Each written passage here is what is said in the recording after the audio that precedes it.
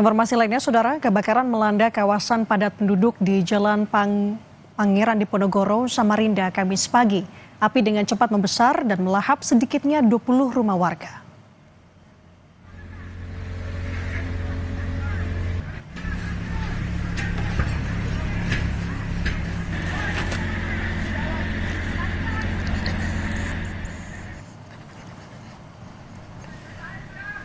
Banyaknya bangunan yang terbuat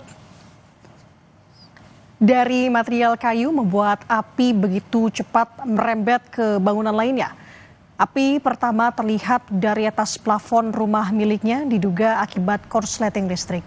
Akibatnya, Saudara, 20 rumah warga hangus terbakar. Api baru bisa dipadamkan usai menerjunkan 12 mobil pemadam kebakaran.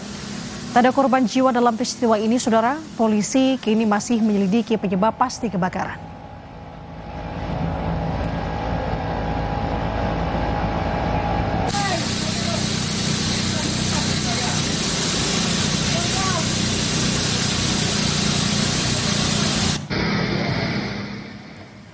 Informasi lainnya, Saudara, serangan udara Israel menghantam sebuah bangunan di Gaza yang diduga menjadi sebuah sekolah. Sejumlah orang tewas, termasuk seorang petugas pelayanan sipil.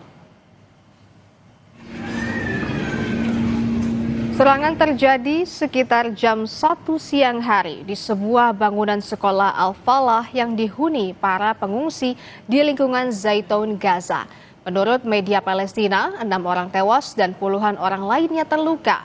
Seorang petugas pelayanan sipil tewas dan 3 rekannya terluka parah saat sedang bertugas membantu para pengungsi.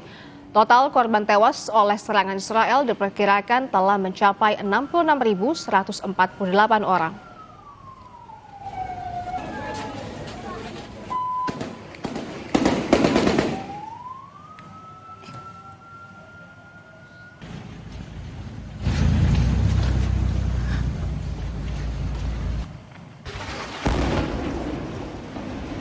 Puluhan warga Palestina tewas dan terluka dalam serangan Israel terhadap sebuah gedung di Jalan Abu Hasira sebelah barat kota Gaza Senin waktu setempat. Sebuah gedung runtuh dalam serangan tersebut.